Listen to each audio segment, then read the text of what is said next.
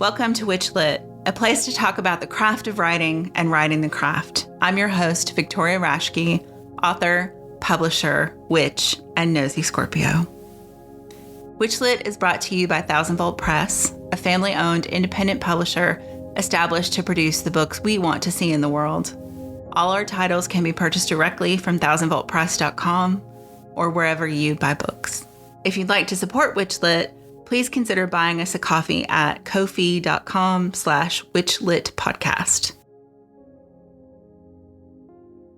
Davezilla has been reading tarot for about 40 years. His first deck was the Aleister Crowley deck. Probably not the best choice for a beginner, but try telling him that. Although raised a Baptist by age 12, his doubts and questions about talking snakes and trees and where exactly was hell caused him to leave the religion. He has since undergone initiations as an eclectic Gardnerian witch, Discordianism, and Gangalero in Palo Mayombe, and a practicing Olocha Santerio in Lukumi. He spent an inordinate amount of time researching the occult, but also Fortean phenomena, and loves discussing high weirdness. Davezilla lives just north of Detroit in Royal Oak, Michigan, with his brilliant, grounded wife, 2 precocious daughters, and a menagerie of pets. Tarot of the Unexplained is his first deck and book, and he regrets admitting he has never met Bigfoot. Davezilla, welcome to WitchLit. Thanks for having me, Victoria. Thanks for being on. And I love your bio, by the way. So, it's one of those things writers have to do that are just awful, and I love it when people have fun with it. So, yes, too many of them are just straightforward and boring. And yeah, exactly. So our first question for everybody on the show, like, especially in this, world of hot takes and social media and short attention spans, why, and you have been online as a blogger for 25 years, so maybe you have a different take on this, but so why still write? Why still write books and make tarot decks in this context? The tarot deck was something I wanted. Like there wasn't one at all that existed that had cryptids and Fortean phenomenon, UFOs, and things like that. I've seen some tarot decks that had parts of those things. Like I saw, but they're really, really bad. Like one was a tarot deck that had like aliens smoking weed or something, and I was like, that's who? I don't know who the crowd of this is, but okay. Maybe people with 9 planets in Aquarius. I wanted a deck that like kind of covered all those things because I'm one of the occultists that kind of believes in that theory of this is all kind of the same thing. That these things all seem to happen together. So when people are reporting a UFO sighting the same time in the same part of town, you'll see people talking about electrical problems. Psychics start having unusual visions and dreams. People have cryptid sightings. They all seem to happen at the same time in roughly the same areas. And a lot of people have always had this theory that maybe this is all kind of the same thing. Most notably, like the late Robert Anton Wilson, he said that if you were in Mexico and you saw a little man dancing in the desert, you'd go, oh my God, that's Mescalito, the god of the mescaline bush. But if you saw the same thing in Ireland, you'd go, it's a leprechaun. And if you saw it in the US, you'd say, is that a Martian? And it's the same spiritual energy, but maybe interpreted through different ethnic lenses. And I'm a big believer in that maybe cryptids are possibly local land spirits, which is why the Native Americans have a lot of tales about them, and we don't seem to be able to find the bodies. And anyways, because of all that, I wanted a deck for that, and there wasn't one. And so during COVID, my wife goes, well, why don't you make one? You're capable of doing one, And, my degree is in illustration. So I thought, yeah, I guess I could. So I spent the next 900 hours painting and wiping myself out every night, like researching and meditating on the cards and thinking about stuff. And I got to say that doing this deck in particular was weird because it did seem to raise a lot of strange phenomena in our house for a while. So my wife's very glad that it's over. But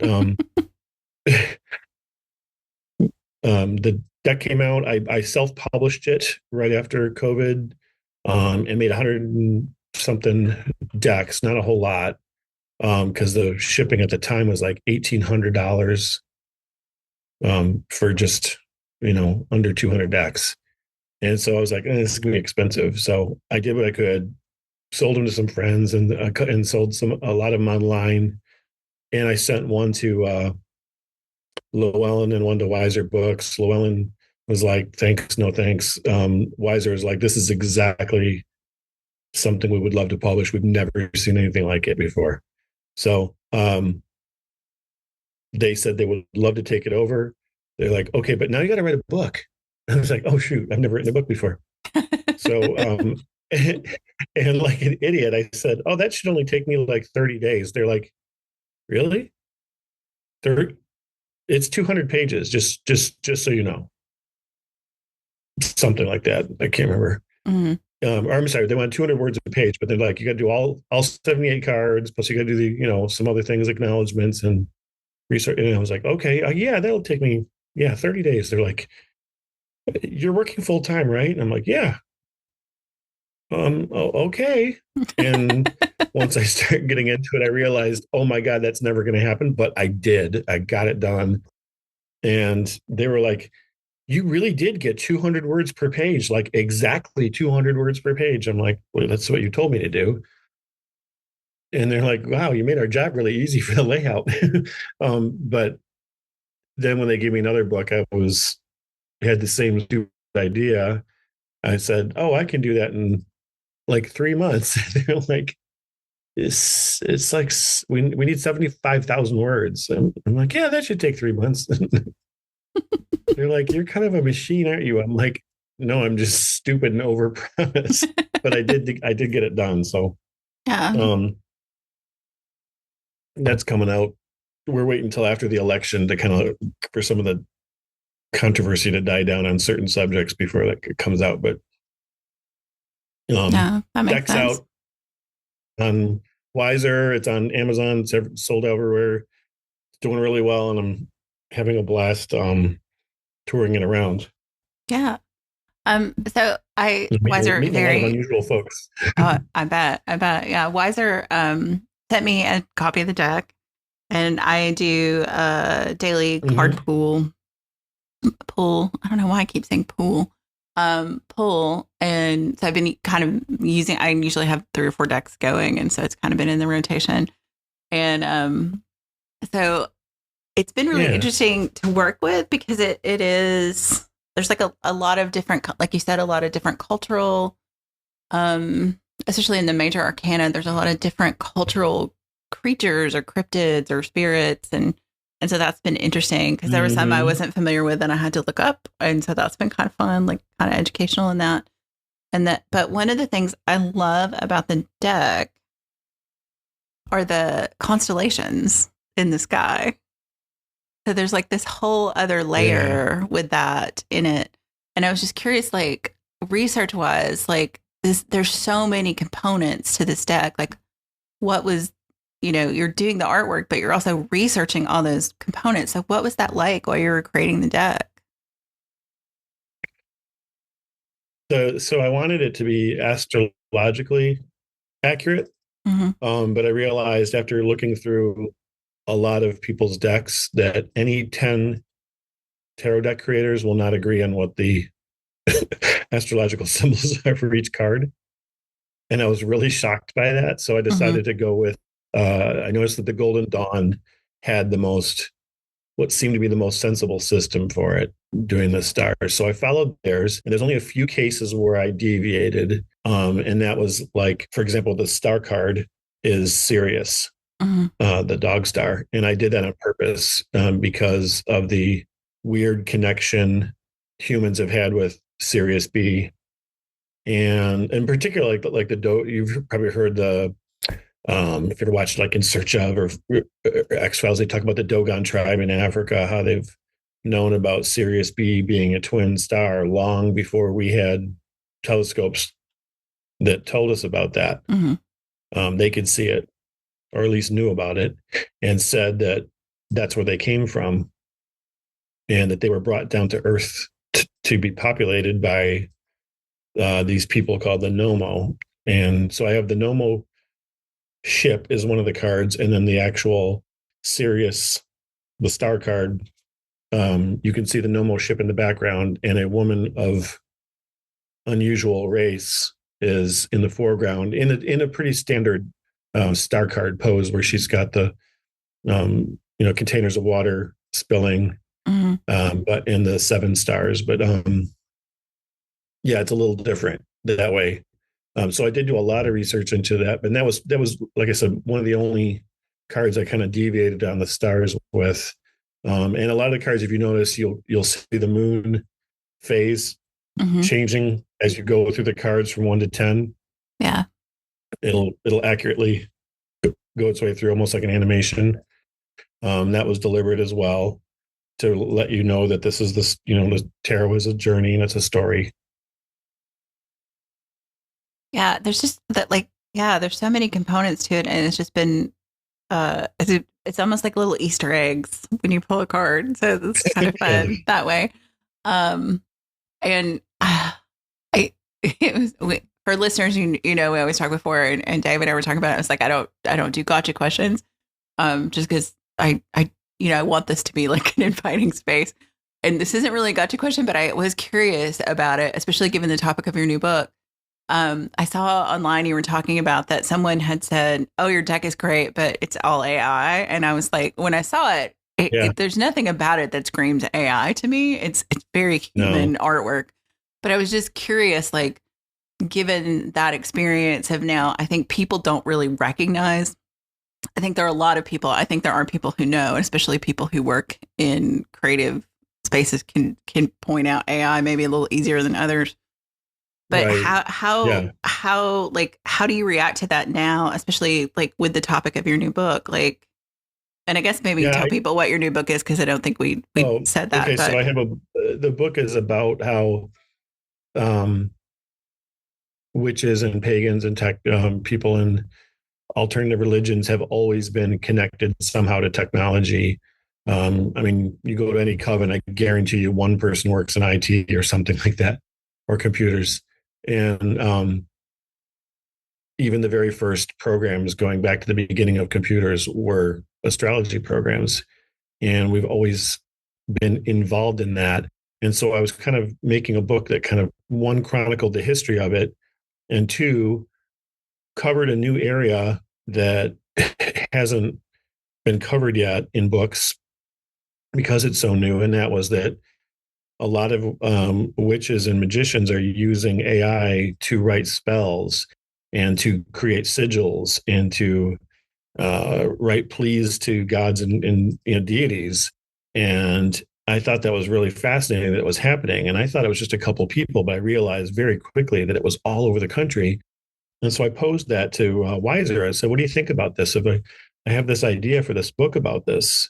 And I showed him some of the samples of the spells that people have been writing with things like ChatGPT, and how they got it to imitate, Aleister Crowley or, Dion Fortune, people like that. And they were like, "This is kind of amazing. Yeah, let's do it." So they were really cool about it, and they gave me freedom to just go in deep as I could.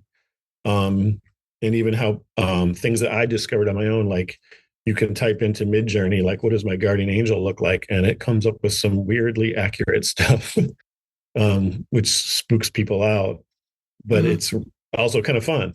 And it makes you wonder, is like the whole concept of the ghost in the machine, is that really happening? It's like, they call it the Ethernet, Ethernet for a reason. Maybe there's some ether in there that we,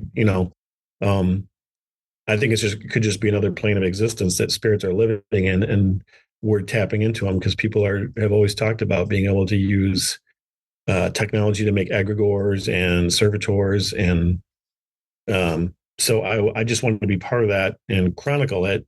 So the book can be read as a history. It can also be read as well, here's how you do it if you're really interested in this. I'm not telling you you have to. I'm not telling you that this is the way things are going. I'm just saying that this is a way. And maybe if you live in a rural area where you don't have metaphysical shops, or you can't find certain things, that AI can tell you alternatives that you do have in your area that you can use, or to help you save money, or to do your spells. And maybe you're just not good at writing poetry. Well, it'll help you with the, Mhm. writing better spells. So that was this idea of this book, and it is very controversial. I know I'm going to get a lot of hate mail for it. And like I said, you brought up about that one commenter. I just kind of blew that person off. Like, look, I have a history online going back 30 years of posting my Adobe Illustrator drawings and real paintings and real pencil drawings and things. So this isn't like all of a sudden I'm an artist. Like some of these people, I've been doing this my whole life. I've been drawing. So I don't have anything to worry about or nothing to prove to anyone. I know I can, draw extremely well. I always have been able to since I was a little kid. I was always like the best in my school. And because I became a good illustrator, that tarot deck was a great project, because it's like 78 paintings of concepts and Mhm. symbols. How fun is that? Also, how Yeah. hard is that? Harder than anything any magazine editor or anybody will ever give you. It is. But yeah, I expect to get a lot more hate mail. And I think this book, when that comes out, is either going to, and the reason we're delaying it is because the possibility of more deep fakes and video for the election. Yeah. It hasn't been happening as bad as we were worried about, but we just figured we'd delay it just in case. Yeah. No, that Till makes that sense. died I mean, down. I Yeah. think the election just is sucking all the air out of the world too. Oh my It's God. just a lot. I mean, it's interesting to me, and I can see why. Obviously, it's controversial, and and I think being creative probably makes it harder to. I don't know. There's so much to reconcile about large language models and what is Mm-hmm. called AI, which we know isn't really quite AI. It's not really artificial intelligence Right. yet. Right. It's just generative. Yeah. And Yeah. I could go into that, like letting people know this isn't really AI. This is just, generative Yeah. artwork. And Because I think there's a lot, I think a lot of creatives are looking at, the current uses of things like Midjourney and ChatGPT and or ChatGPT and looking at, okay, well, right now it's based on like all of this work that other people have already done. Like it's not really generative in that way because it's really just like a compilation of human artwork, human writing. Although I think it is starting to, especially ChatGPT, I've read, there's some concern about it starting to eat itself because now it's feeding on stuff from its own output. That right. so it's just complicated to look at it as a creative and go, okay, so this is possibly based on my work, but I don't get credit for that. I wasn't asked to participate in that. And then looking at that aspect of it, looking at the like environmental impact of just how much energy these things take.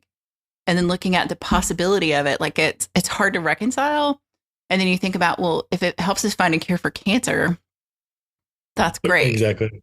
But do we want to, bring nuclear reactors back online to do it?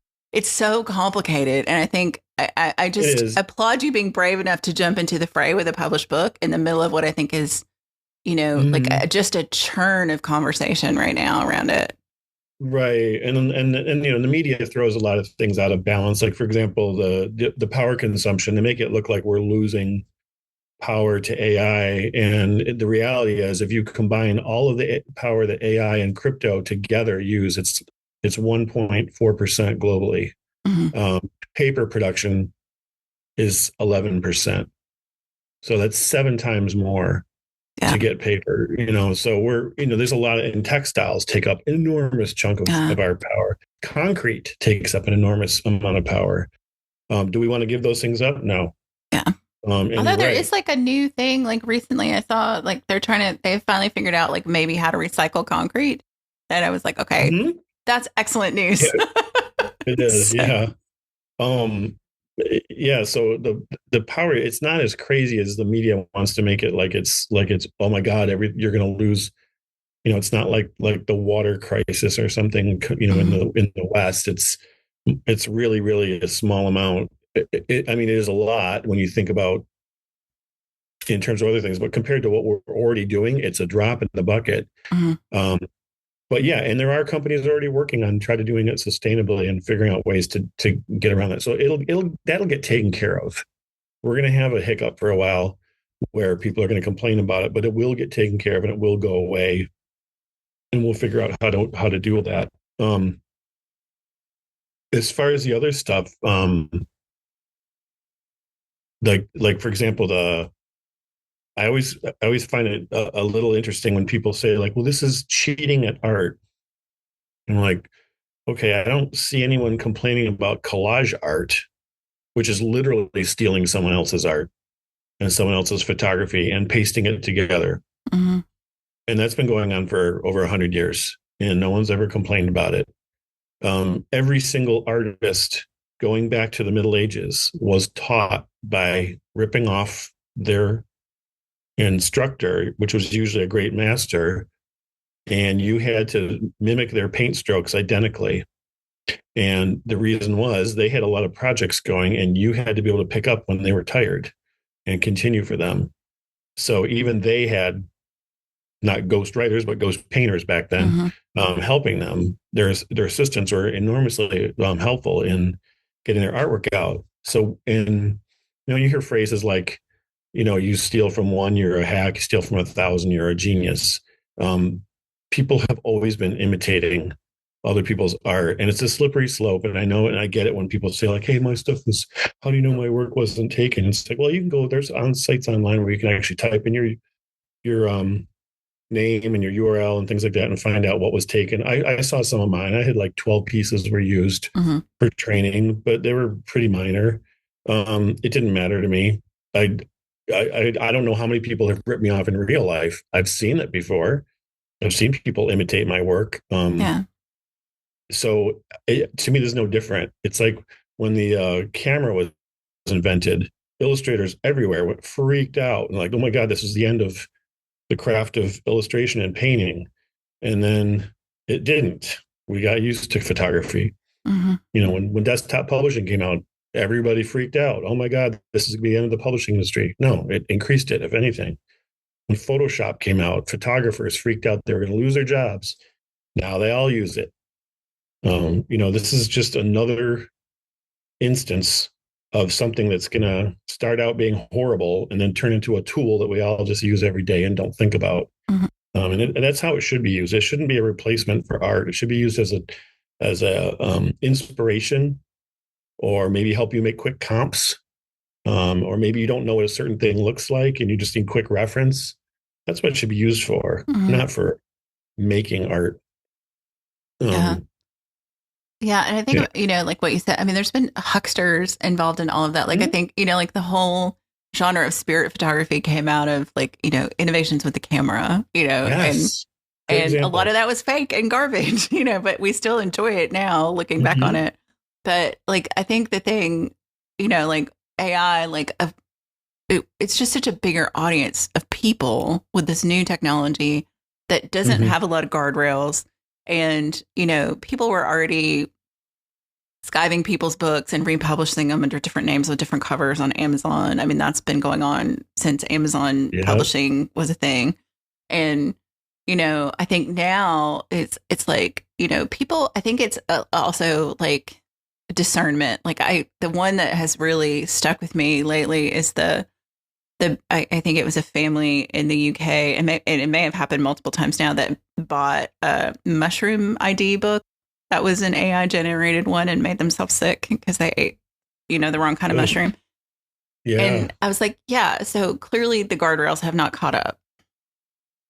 And I think that's part of this like soup of this discussion of like, how do we make this a tool at our beckoning and not a monster? That's it's really funny that example you gave, because I Hmm. considered very strongly becoming a medical illustrator Hmm. when I was going to go to college, and someone said, "Oh yeah, that's a lot of pressure." I'm like, "What do you mean?" They go, Well, if you have the liver, for example, if you put it in slightly the wrong shade, an entire generation of doctors can misdiagnose and kill people. I was like, okay, I don't need that kind of shit in Nobody my needs. life. Yeah, that's whoa. I'll I had stick never to thought about drug. that. That's terrifying. Yeah. And so I'm like, I think I'll just stick to drawing other things in magazines and stuff. No, that makes, yeah. I had never thought about that with medical illustration, but yeah.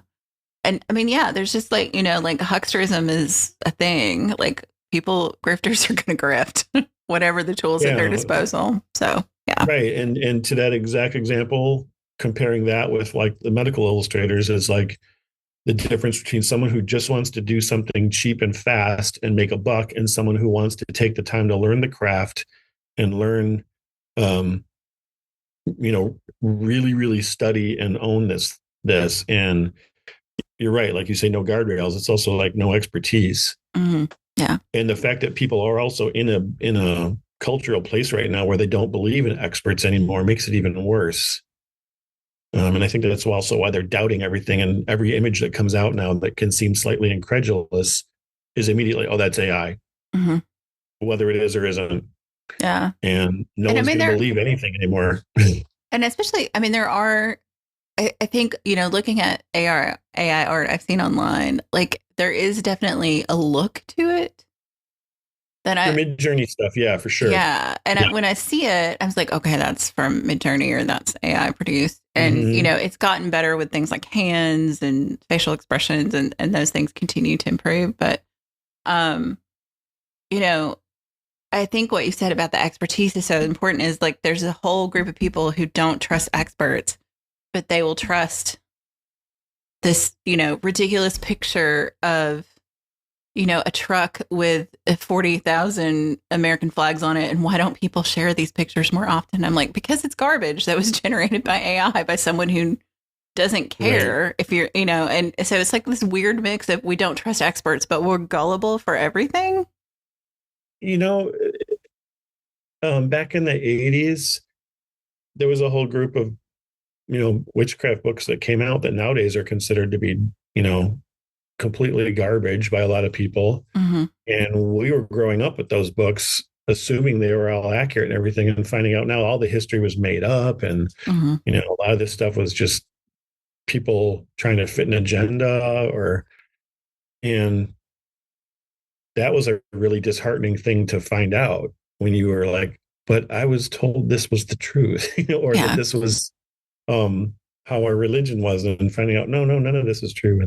And even books that were set out to debunk and show the true history, like Aidan Kelly's book, and he turned out to be every bit as bad as when you know, he was out there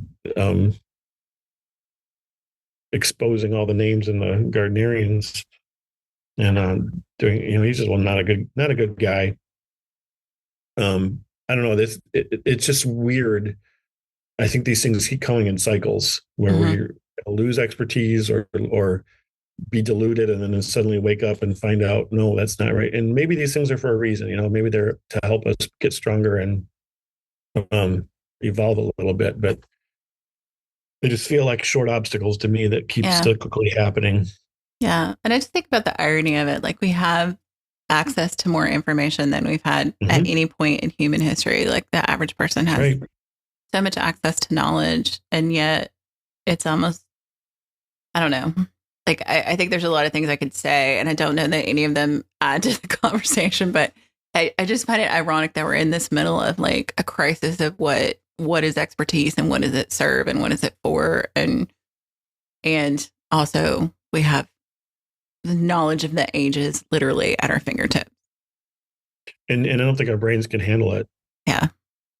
Because it's coming too fast. When you, I read this fact once that said that a single issue of a Sunday edition of the New York Times has more information in it than a person in the 19th century would have encountered in their entire lifetime. And I thought about that. I'm like, God, we ingest that much information all the time. Mm-hmm. All the time. We know so much more than people in the past would have known or could possibly have known, but I don't know if our brains have evolved fast enough to comprehend it. Maybe that's why Mhm. we're in these weird things where, you think about the Jeff Goldblum quote in Jurassic Park, your scientists were so concerned with whether or not they didn't think about whether or not they should. That Yeah. is one of the most important quotes ever put in a movie. And it's so true. It totally applies to everything that's been coming out. Yeah. Yeah. And I think, like there's the comprehension and then there's like the assimilation and the synthesis of that knowledge. And like, Mm-hmm. I really appreciate people who are trying to make sense of things. And it's a lot. And I think when you come at it kind of like what you've done with your deck to kind of get back around to your work is, there's so many things that a person can be interested in and Mm-hmm. to synthesize them. And there's a danger of like connecting things that aren't really connected because we are pattern making creatures. But then Oh, I yeah. think, that pattern making also leads us to more knowledge and discovery and things like that. And I think that was one of the reasons I like the deck is because I don't think I would have ever put like cryptids and aliens together necessarily. Although I Mm-hmm. should couch that in the fact that I have been involved in 2 projects writing cryptid romance, and both of them have aliens in the book in addition to like human or earth cryptids. So, Maybe. but I do think those things, I mean, it makes sense that they're related. And I love, the idea that there's this, like a lot of what, like kind of like what you said before Roswell and before, like science fiction invented aliens or whatever, that, Mm-hmm. a lot of those encounters that people now say were, extraterrestrial or UFOs or UAPs or whatever was fairy lore. Fairy lore, and before that it was angels, or Mm-hmm. yeah, yeah, it was gods and demons. Yeah, it was all kinds of things, and it's like maybe it's the same phenomenon, Mm-hmm. and people just have their own local, ethnic, and cultural and time period way of describing it because it's the best Mm-hmm. they've got. They're doing the best they can with what they know. Mm-hmm. The same with us. Like there's that famous Arthur C. Clarke quote where he said, "Any technology that's sufficiently advanced will be indistinguishable from magic." Yes. If we saw something, we can't explain. The Navy's having a hard time explaining those pill shaped UFOs that they're seeing that are going straight up, straight down, and moving at 60,000 miles an hour. And we're like, we don't have any tech like that. What is Mm-hmm. that? And is it tech? Maybe it's not. Yeah. Yeah. It's so interesting too that like this is I guess we're off topic in a way, but not really No, based this on is the this is this based is on the all deck. stuff that's behind in my Right. deck, and all things that influenced it. So no, it's Yeah. actually very topical. But I find it funny that like, the US government drops this like maybe UFOs, UAPs are real, at least in that they occur. We don't know what they are. In the middle of COVID, everybody kind of went shrug. So, Oh, I know. Like, is it either kind of like we don't care, or yeah, we kind of knew that. And yeah. there was a few that were all like, "Oh my god, they finally admitted it." And it's like, well, not really admitted it, but Yeah. Yeah. hinted at it. But the general cultural shrug really surprised me. But I don't know. It's funny you say, "Oh yeah, we knew that," because I have this like personal theory that I realize other people have also theorized on that like our media prepares us for things in ways like Oh if you yeah. think about like before Obama, there were so many black presidents in films, Yes. and then I think so it like that possibility was there, and I think there's a lot to that just sociologically and culturally that representation matters, but also this idea that well, we have all these movies about alien contact and alien conflict as like preparation, and I try not to go down those kind of rabbit holes in my brain because that's a good way to break it, but I'm also like Mhm. maybe I don't know. So, Yeah, it's hard to tell. Is Hollywood are we having a collective unconscious experience, or are they actually prepping us for something, or is it yeah, I just mean, or is it just all a weird coincidence? yeah, and I mean it goes all the way back to like the day the Earth stood still. Like this is not like a new thing, really. I mean, new in like all of human history, yes, but not new to, people with our finite lifespans. Right, but if you look at all the trends of how aliens are described, they seem to change every decade, and it's interesting that no one's ever come out and said like, well, the aliens were like ooze or something. They never. It's always going to be a humanoid or an animal shape. It's always something related to life on Earth. And how do we know that that's how things would evolve on other planets? Because we totally have ooze. I mean, the Blob like, from the 50s, like we have slime molds and things like that. So right, like, I'm more likely to believe that it'd be like something like a big tardigrade or something. Those bears, what do they call them? Indestructible tardigrades. Exactly, something that can handle any kind of pressure and any kind of temperature, and you can't kill the things. That to me seems more likely to be an alien than always believing it's going to be a thing with 2 arms and 2 legs and looks like a human. Yeah. My personal bet is on octopods. Right. I'm pretty sure they're smarter than we are. I think so too. They're way too smart. They're way too smart. And I found out there's a spider in Malaysia. I can't remember. There's a spider that knows how to arrange crystals around it's like one of those funnel spiders. Yeah. It arranges crystals around the outside that help generate electrical current, and it knows when objects are coming from the way and it uses certain crystals. Like they said, they've tried to give it different crystals and it'll reject them. It knows which ones are quartz and it'll only use quartz. Wow. And then it puts a single string between each one, and it understands the relationship really, really well. And like, that's just weird. Yeah. Well, I mean, there is like, it kind of goes back to that Arthur C. Clarke quote. Like when people are like, well, the whole crystal thing is weird. And I was like, what's your display made out of? Like liquid crystal displays precursors to LED displays. Like, we know they conduct electricity.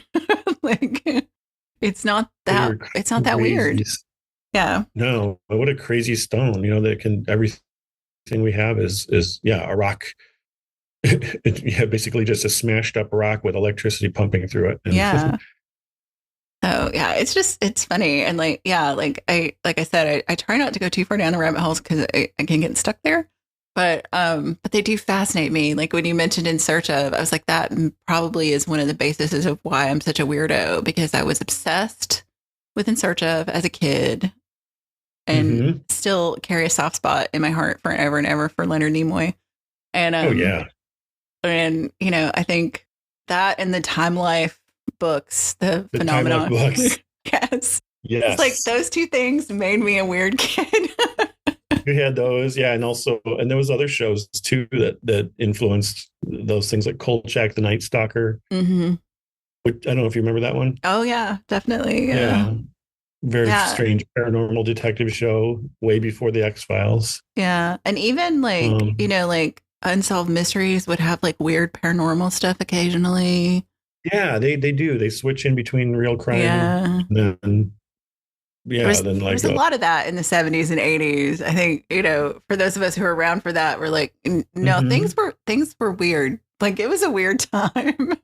Stranger Things is not, there's a reason that show works for people who love it. Yeah. And for people who, I don't know, there's a nostalgia for that time from people who didn't see it. And then because they heard about it, like, that sounds like so strange. And, but then there was, for us, I feel like we're back in it. It's like these, like I said, there's cyclical things. And I think one of them is interest in the paranormal and interest in Fortean phenomena and things like that seem to occur on the same cycle. And I don't know if it's like every 30 years or something like that, but there seems to be these arcs where it keeps happening. Yeah. And I mean, what is it? History doesn't repeat itself, but it often rhymes. It's like the kind of the satanic panic and like the QAnon stuff and how That's happening that again. cycle goes back all the way to like the pogroms in, medieval Europe. Yep. Like it's basically anti-Semitism with different packages. It just happens again and again. Absolutely. And you're like, yeah, Yeah, absolutely. these cycles aren't even new. These cycles aren't even new, really. So No, in fact, I read something that said that the 1/3 of the nation being kind of like ultra conservative, crazy conspiracy theory has gone on since the founding fathers. mm-hmm. They've been able to trace it back. There's always been 1/3 of us like that. Gosh, I mean, you're going to talk about conspiracies. It's not going to go away. Yeah, I mean, conspiracy stuff around the founding of the United States is, that is a deep, ugly thicket. So, yeah.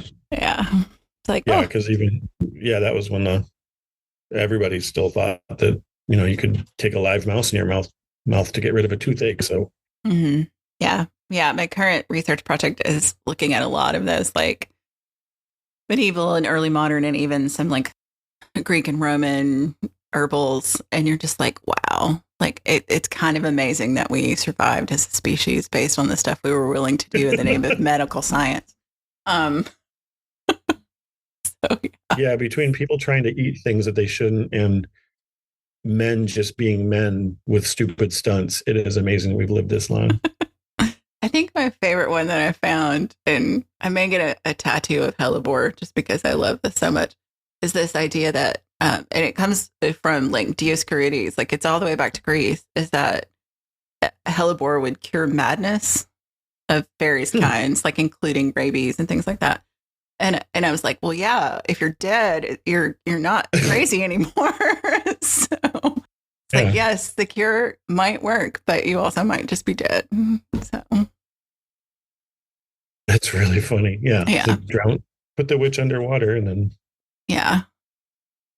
So, so much strangeness. And I feel like, this could be like one of those like 6-hour podcasts, but we try to keep it to an hour.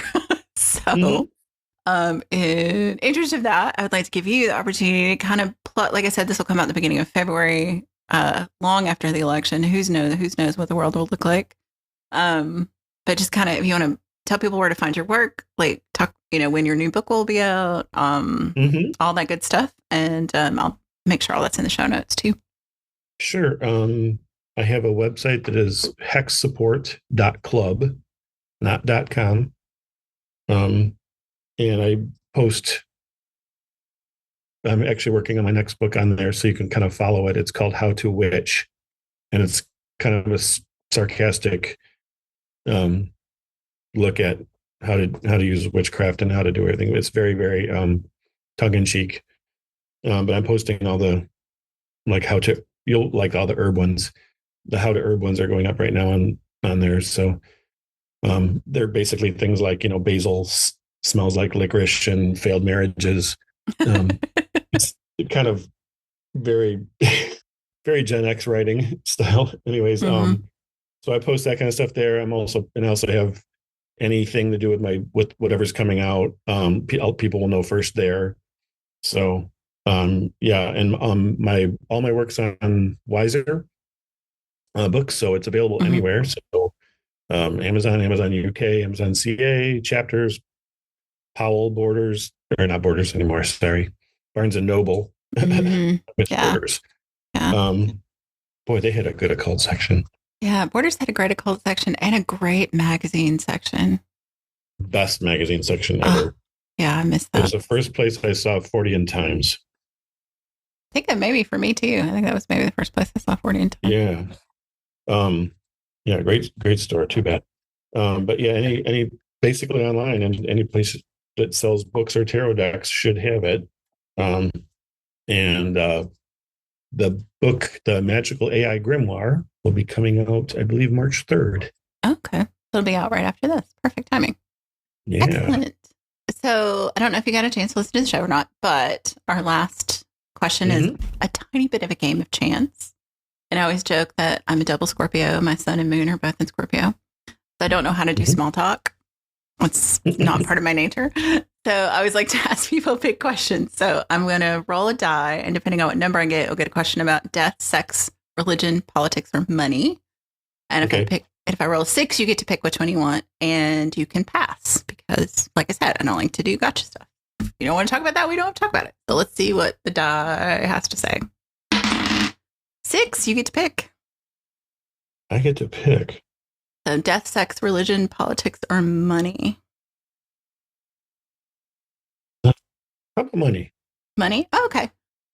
It's funny because it kind of goes back to what we were talking about a little bit before. So spirituality, the paranormal, high strangeness all seem to have this grifter element to them. So what should people be on the lookout for, and how can those or our communities root them out, or can we even do that?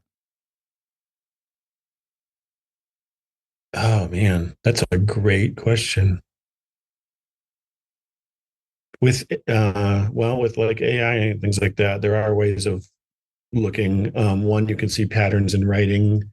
For example, ChatGPT has a really irritating habit of writing the exact same length paragraph every time. So if you see someone's book and every paragraph seems to be exactly 5 sentences, and it uses some phrases that are correct, but uses them a lot in ways where a normal person would never use it more than once in their life, kind of thing. That sort of thing's a giveaway. Obviously, AI, you can tell because their details will be wrong. Like signs might have mangled text on them, or on some of the older models of AI, you'll see multiple fingers, or eyes that don't track properly. And that's still an issue. They'll get things like hair and follicles perfect, but then other things are still mystifying to AI, like how do you hold a baby, or things that we wouldn't think twice about, or what does it look like when someone throws a baseball? Those kind of things that can't quite understand. And it will eventually. But looking at those kind of details, when you're like, this doesn't feel right, there's a phrase called uncanny valley, and it has to do with when we see something that looks very real and very human, but we also know there's something in our guts telling us it's not right, then it's not right. Yeah. What's disturbing is uncanny valley is a very deep primal fear of ours, which means that somewhere in our DNA or somewhere in our past, we encountered something that looked very human but wasn't. I think about that a lot. Actually, I was going to say that when you brought up Uncanny Valley, and I was like, yeah, I think about that a lot. Encounters with, yeah, does that mean our encounters with like the Denisovans and the Neanderthals, or something else? Whatever it was, we got a fear of it, and it's not left us. Yeah. So that's one thing. Yeah, and just paying attention to also, like, if a price of something's too low, like a tarot deck, it's probably fake. Yeah. People that are promising things or putting out books at a ridiculous speed that's not possible, fake. Those kind of things we got to watch for. Yeah. And supporting people who you can tell who the real experts are. The people who are just putting things out and don't seem to be able to answer questions for people. Generally, it's because they don't have any expertise in that area, and they're just faking it all the way through. So always look for the experts. They're still there, and they care. Yeah. No, I think that's so true. And yeah, I get it on some level, because we do live in such an unequal society economically, and I can understand the appeal of knockoffs and things like that, because like especially in publishing, like the price of books and tarot decks and things like that has gone through the roof in the last 3 years because of paper supply chain issues and all of those things. So I understand the appeal of those, but at the same time, you're like, yeah, somebody's losing out on their royalties for that. When you buy the fake deck, you're feeding the beast of copies, and it's a complicated thing. And like as an author, especially during COVID, I put out several times, it's like, if you need something to read, email me and I will send you a PDF of my book. Just let's try and support people who are doing the work, and but I get it. Like a lot of, like you said, sometimes using chat GPT may help you because you don't have the money to do something else. And I've heard that from a lot of like self-published authors. Well, I just did a mid-journey cover because I couldn't afford an artist. And I'm like, yeah, I like financially, I get it. Like, as someone who I'm not an artist, I'm a writer, but I have a lot of artist friends. And I'm like, yeah, you maybe took a job from one of them because you did that. So like, it's a double-edged sword. Yeah. I would have preferred someone say, hey, I did this on Midjourney. Can you do something like this? This is the direction I'm looking for. Yeah. Can you make it for me? Mm-hmm. And yeah, because you're right. It does take away. It's very disappointing and disheartening to put hundreds and hundreds of hours into things and then see it just get ripped off in minutes. Mm-hmm. Yeah. Yeah. The social media beast. I mean, like, I have friends who are artists who stopped posting on anything that was meta related because of the terms and agreements. And I was like, I don't blame you. I can see that, and I also realized that a lot of artists continue to post on those places because it's the only way they can afford to advertise their services and their work. So, social media has its own underlying beast too. So it does. And I don't know how it allows so many people to get their entire account ripped off. And then it's so hard to get them to lift a finger to shut it down. Mm-hmm. Yeah. Half the time they'll be like, yeah, we investigated your claim and we don't find any merit to it. You're like, but they stole my friend's account. Like, yeah. Well, like it was obviously fake. Like, that they're not who they say they are, but yeah, their name doesn't have 16 pluses at the end, Yeah, the counterfeit accounts, and especially, I talk about grifters, like the, grand risings. I have messages from your ancestors, and I'm like, look, I don't know who you are, but if my ancestors want to get in touch with me, they know how.